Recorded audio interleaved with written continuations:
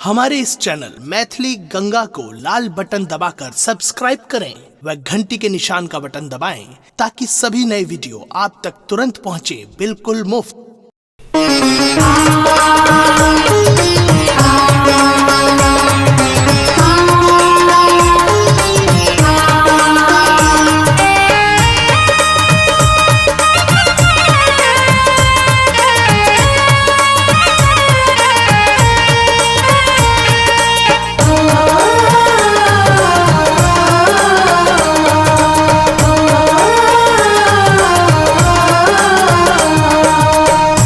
आहान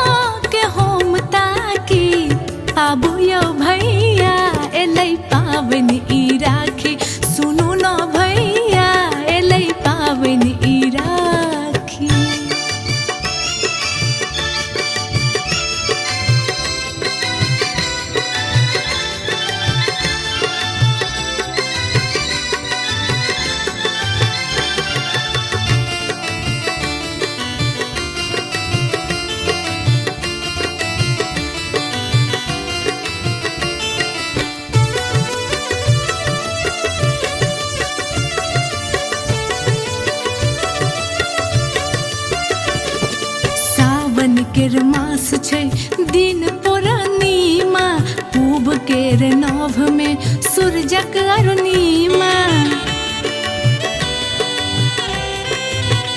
हे यो सावन के मास छै दिन पूर्णिमा, पूब केर नभ में सूरजक अरुणिमा। सब बहिन जुटल छै आही छिबाकी, सब बहिन जुटल छै आही छिबाकी।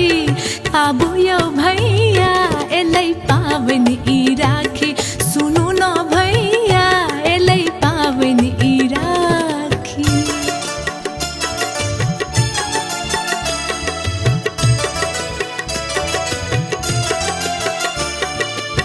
अपने सुन रहल छी गंगा कैसेट की प्रस्तुति।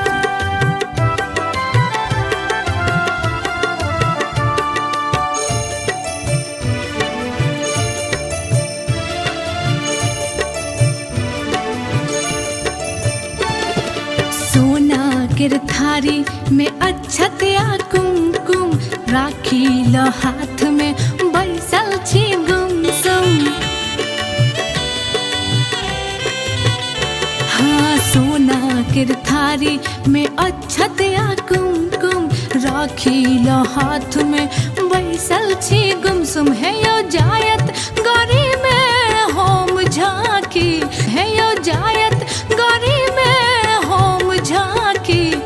आबू यौ भैया एलै पाबनि ई राखी, सुनू न भैया एलै पाबनि ई राखी।